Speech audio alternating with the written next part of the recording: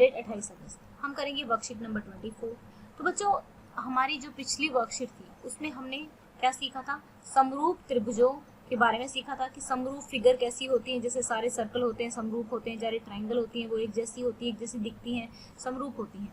तो अब हम बात करेंगे कि हमें कैसे पता लगेगा कि हमारी जो ट्राइंगल है वो क्या है, समरूप है।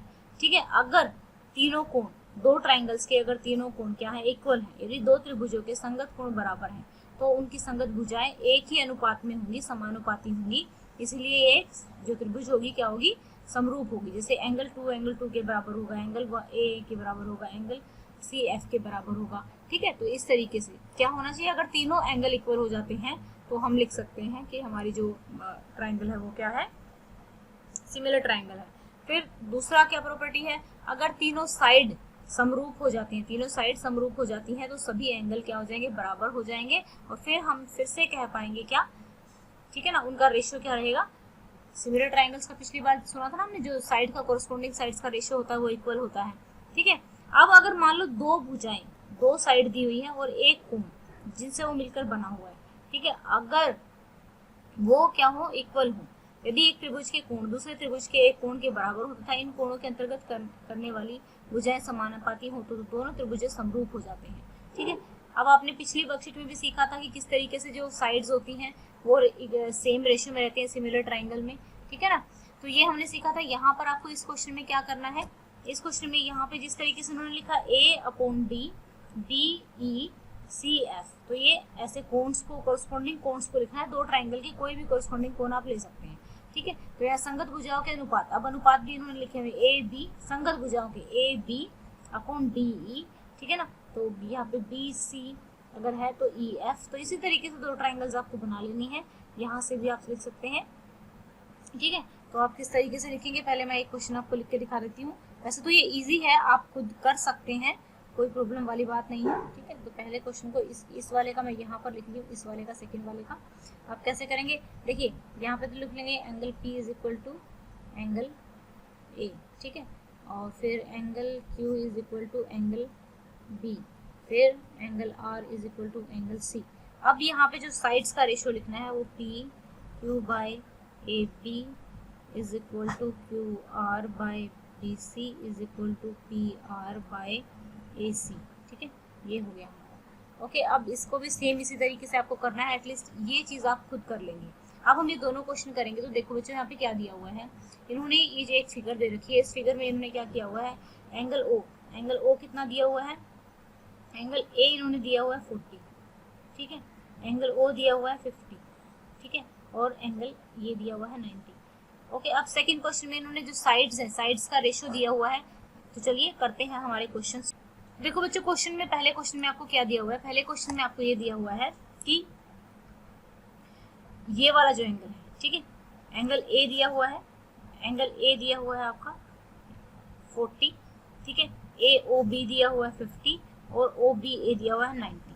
ठीक है, तो और ये भी कह रखा है कि ये दोनों क्या है, हमारी सिमिलर ट्राइंगल है। तो सिमिलर अगर ट्राइंगल हो गई तो इनके एंगल तो क्या हो गए, सेम हो गए ना, तो हम इसको इस तरीके से कर लेंगे। ठीक है, तो आप कैसे करेंगे, angle A is equal to angle D, क्योंकि हमें पता है ये बात है ना, और फिर एंगल O जो कि कॉमन है, O के इक्वल हो जाएगा, और angle B is equal to angle C हो जाएगा। ठीक है, आप इसको लिख लेंगे, angle OAB is equal to angle ODC is equal to 40 degree.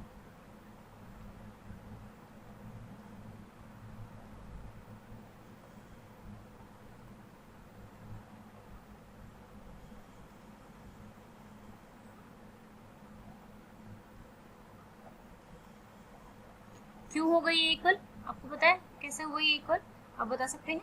ठीक है, तो आप दूसरे तरीके से भी यहाँ पे देख सकते हैं, तो उस तरीके से भी यही आंसर आएगा और ऐसे भी यही आंसर आएगा।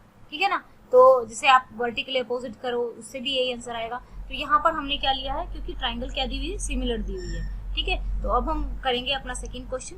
सेकेंड क्वेश्चन में देखिए, सेकेंड क्वेश्चन में आपको ये साइड दी हुई है। ठीक है, ये साइड दे रखी है, ये वाली साइड दे रखी है, ये वाली साइड दे रखी है, ये वाली साइड दे रखी है।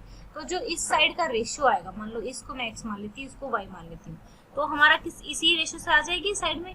ठीक है ना, तो अब हम इसको करते हैं इस क्वेश्चन को। ओके, तो हमें पता है कि साइड्स हमारी इक्वल होती हैं, ये साइड्स, ये तो चीज़ें दी हुई है हमें।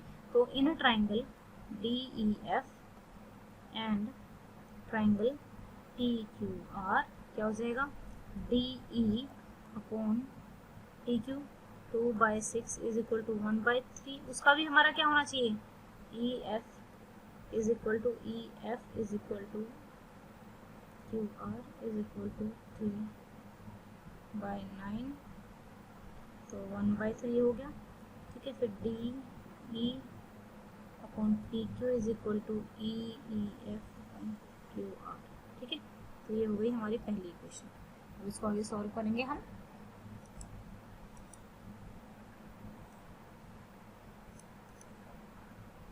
तो यहाँ पर आप ले सकते हैं in DEF is equal to PQR is equal to 60 degree. क्यों, क्योंकि गिवन है, हमें दिया हुआ है।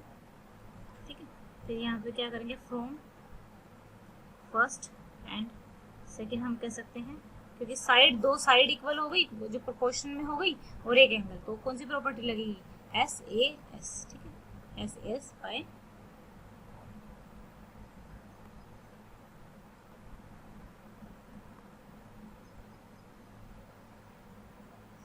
साइड एंगल साइड प्रॉपर्टी से हमारा क्वेश्चन हो गया। तो ये थी हमारी आज की वर्कशीट, बहुत ही इजी वर्कशीट थी। आई होप आपको अच्छे से समझ में आई होगी। अगर आपको वीडियो अच्छी लगी है तो लाइक कीजिएगा, अगर कोई सजेशन देना चाहते हैं तो सजेशन दे सकते हैं। Thank you, have a nice day, may God bless you.